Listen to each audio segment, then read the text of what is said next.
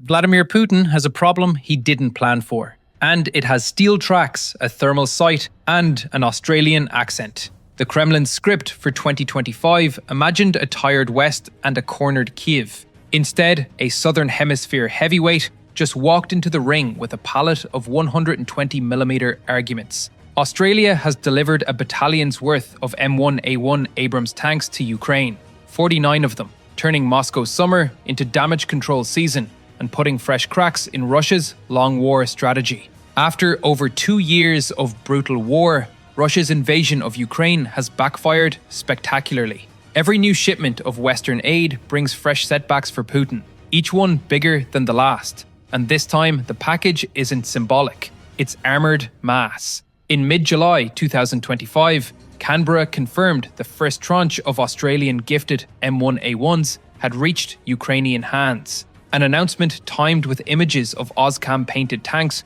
rolling off European railheads and into the custody of Ukrainian crews. The headline wasn't just tanks in transit, it was tanks in service. Moscow took note, Kyiv took the keys. Everywhere you look, the global conveyor belt of capability to Ukraine is still moving. Guns, shells, air defenses, armoured vehicles. NATO anchors the coalition, but the list of serious supporters doesn't stop at NATO's border, and Australia keeps proving it. After years of sending bushmasters, ammunition and trainers, Canberra crossed the Rubicon of heavy armour. It's Australia's most substantial hardware support yet. A commitment now measured not in crates but in companies and battalions. Here's the big announcement, with the numbers that make Russian staff officers reach for extra coffee. Australia pledged 49 M1A1 Abrams as part of a roughly $245 million Australian dollar package drawn from a broader 1.5 billion Australian dollar assistance total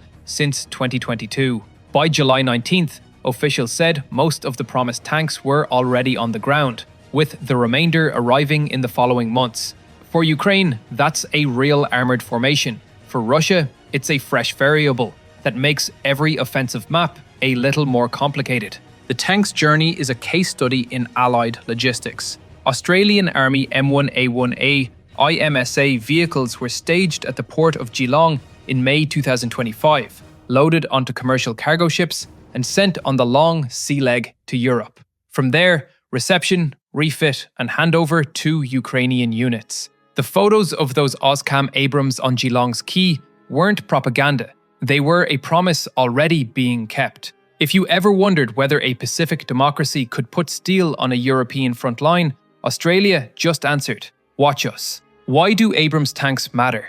Because when an adversary leans on massed armour, fortified lines and artillery ambushes, you counter with a vehicle designed to punch holes, take hits and keep moving. The M1A1 brings advanced composite armour, a 120mm gun that hits hard and first, and the optics and electronics to find, fix and finish targets in conditions that would blind older platforms. The Australian AIM-SA variant layers in digital backbone and situational awareness upgrades that turn a great tank into a connected one. Crucial in a battlefield where drones are ubiquitous and split-second decisions decide whether a hull survives or becomes a telegram. There's a catch, and Ukraine knows it. In 2025, any tank can die. Drones are cheap, artillery is constant, and the internet is merciless. That's why the first thing Ukrainian maintainers did was adapt cages, extra plates, reactive bricks, camouflage shrouds.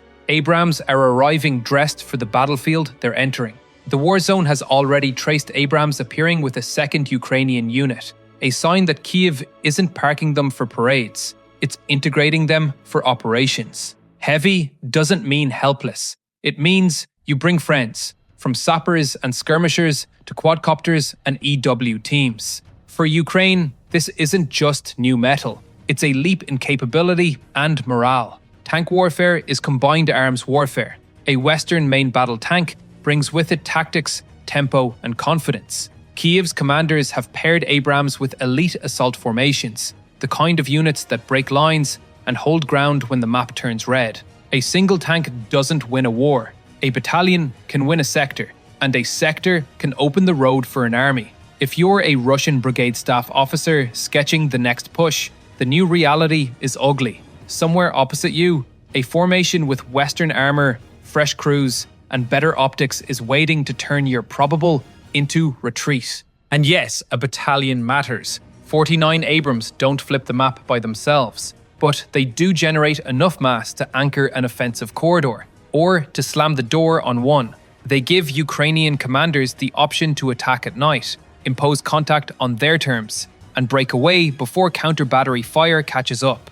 In war, options are currency. Abrams pay in maneuver and survivability. Australia's decision also shifts the politics. For 3 years, Canberra has been one of Kyiv's strongest backers outside NATO. With tanks now in Ukrainian service, Australia moves from helpful partner to agenda setter. It proves that a Pacific democracy can shape a European battlefield. And it quietly asks fence-sitters across the Indo-Pacific a pointed question. If Australia can surge heavy armour across oceans, what's your excuse? Reuters didn't bother with euphemism. Australia is now a major non-NATO donor to Ukraine, with sanctions to match. Predictably, the Kremlin fumed. Russian officials have warned of grave consequences if Australia's support ever extended to a peacekeeping presence, and their embassy in Canberra has treated the tank handover as another hostile step. The bluster is familiar. The subtext is revealing. Tanks they can threaten, coalitions they fear. Every time a faraway ally delivers, Moscow's intimidation playbook looks more like theater. And Canberra, it stood firm, signaling that aid decisions would be made in Australia's cabinet room, not in Russia's press briefings. Let's pop the hood and talk capability. The M1A1's 120mm gun is still a scalpel in steady hands. Thermal imagers turn night into day. Ammunition compartments and blast panels protect crews from sympathetic detonations, a life-saving feature in a conflict where turret-tossing explosions are social media staples. The AIM-SA's digital upgrades make targeting faster and friend-foe sorting cleaner. And while the Abrams gas turbine thirst is legendary, the tank drinks like a rugby team at a victory party, Ukraine has learned the art of sustainment under fire. Disperse, conceal, decoy, move. Give the enemy a dozen false options and make their drones waste battery life on mannequins. It's not glamorous, but neither is surviving. Now imagine these tanks not as soloists, but as part of a symphony. Overhead, drones scout and laser. Up the road, engineers clear lanes. Far behind, 155mm tubes hurl something nasty. The result is a specific kind of nightmare for Russian armour. The top attack kill chain.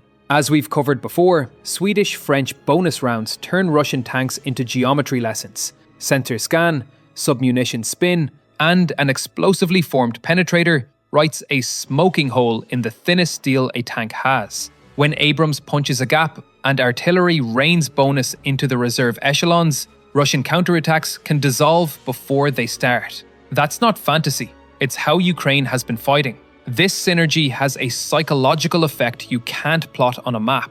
Russian crews know the silhouettes of their nightmares by heart. Javelin, HIMARS, Leopard. Add Abrams to the screensaver. If you're a gunner watching a thermal feed of an American-built MBT cresting a ridgeline with drone eyes overhead, you don't think about geopolitics. You think about the reverse. Morale shocks don't end wars by themselves, but they bend outcomes. As one Ukrainian tanker quipped on camera, when the Abrams rolls, telegram scrolls. Not quite Shakespeare, but you get the idea. Of course, this isn't a fairy tale. Abrams can be killed. US-supplied M1s suffered losses when they were deployed without full enablers. And the internet had its bonfire of hot takes. But capability isn't measured by whether any one tank survives. It's measured by whether the formation achieves the objective at an acceptable cost. Tanks are not invincible. They're ingredients, used properly, integrated tightly, and supported ruthlessly. They make a combined arms dish Russia keeps failing to digest. Logistics is the unglamorous hero of this story. Australia didn't just gift hulls. It planned a sustainment arc. These are retired but serviceable tanks, replaced by Australia's new M1A2 SEP V3S. Training pipelines built in 2023 to 2024 have kept humming. Ukrainian crews are not the novices of early 2023. They've learned dispersion, camouflage, deception, and how to keep Western armor alive under a drone-saturated sky. Yes, there were delays. ABC revealed frictions and US skepticism earlier in 2025. But the tanks sailed, arrived, and rolled. At the end of the day, that's the only metric that matters. So how does this change the war? First, it imposes dilemmas. Units that once enjoyed relative impunity against legacy tanks now face Western fire control systems and gunnery that hits first. Second, it reshapes timing. Protected mobility and thermal dominance let Ukrainian commanders choose nighttime or bad weather fights and break contact before Russian artillery answers. Third, it compounds lethality with artillery. When Abrams turn a line into a seam, bonus and other smart rounds turn the seam into a rupture. You don't need a PhD in operations research to see how that adds up. Australia's move also ripples far beyond Ukraine. It comes as the Australian Army fields its own new M1A1 SEPV3 fleet at home. 75 tanks plus breaching and bridging vehicles. Proof that Canberra can modernise domestically and project power abroad. That's a deterrent lesson with multiple audiences. If you're a revisionist state eyeing salami slices in the Indo-Pacific, note how quickly a democratic coalition can move steel across oceans when it decides the stakes are global. Australia isn't exhausted. It's upgrading. Russia's information machine has tried to spin the gift as a liability, whispering that Abrams are drone magnets and fuel hogs. Some commentary in Australian media has echoed the concerns. That debate is healthy. It forces hard questions about sustainment, doctrine, and risk. But the reality on the ground is simpler. Ukraine keeps adapting. Cope cages, extra applique, smarter routes, tighter camo discipline, better EW. As losses come, lessons follow. The kill chain cuts both ways, and Kiev is increasingly the one sharpening it. Let's zoom back to the mechanics of the delivery, because they matter. The first tanks were photographed loading at Geelong in May, arrived in Europe in early July, and were handed over to Ukrainian units by July 18th to 21st. The timeline, from announcement to deployment, was months, not years. That speed is not just logistics, it's diplomacy, export approvals, and political will, including the US green light required to transfer American origin hardware. Canberra lined up all three. That's how you turn a headline into a brigade's worth of kit. Meanwhile, the rest of the coalition watched. Some allies saw Australia's move as permission to go bolder. Others saw it as a challenge. Either way, the net effect is pressure on Russia's budget, on its force generation, and on its confidence. Each new donor forces the Kremlin to retool tactics, rewire logistics, and feed more armor into a grinder it doesn't control. It is the opposite of what Moscow wanted in year 3. Instead of breaking Western will, every quarter seems to produce a new country willing to ship serious hardware. If you want a snapshot of Australia's broader posture, consider two bookends. On one end, Canberra's official line that the war must be resolved on Ukraine's terms, backed by sanctions and export bans that hit Russia's revenue streams. On the other, the public debate in early 2025 about the idea, still hypothetical, of a multinational peacekeeping mission if a ceasefire ever took hold. Moscow threatened grave consequences at the mere suggestion. Coalition cohesion scares them more than any one tank. None of this means Ukraine's road is suddenly smooth. The Abrams won't make mud dry faster, drones vanish, or artillery quieter. But they will give Ukrainian commanders a hammer heavy enough to matter. A tool that, when paired with smart fires and infantry, can change the outcome of battles that would otherwise bog down into blood and sand. Tanks remain essential elements of the combined arms fight. Ask any Australian gunner trading their M1A1 course notes for an M1A2 checklist back in Townsville. The mission set changes, the physics of protected mobile firepower doesn't. Let's be honest about the risks. If misused, bunched up, sent forward without screens, idling under drone-thick skies, Abrams will burn. Russia will post the videos. Critics will say, "Told you so." But used properly, with deception, smoke, EW, engineers and artillery in a tight weave, they will do exactly what they were built to do: take ground, hold it, and dare the enemy to take it back. That is how brigades win.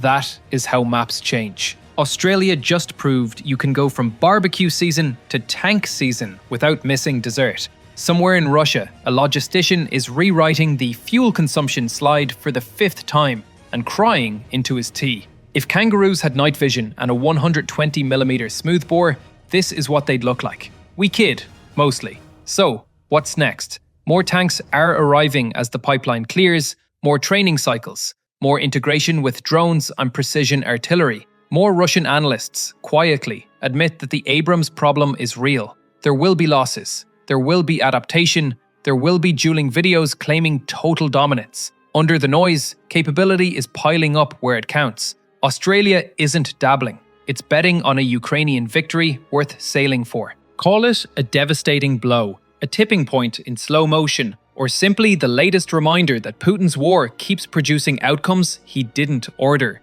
Australia just put real weight on the Ukrainian side of the scale and dared the world to match it. The only thing more dangerous than a Western tank in the right hands is a coalition that refuses to run out of ideas or steel. Is this the moment when Australian armour helps tip the balance, not just tactically, but psychologically? When Russian units stop asking how many shells do they have and start asking how many friends? Because if the answer is more than 49, the road ahead for Moscow gets longer, narrower, and full of very unwelcome silhouettes.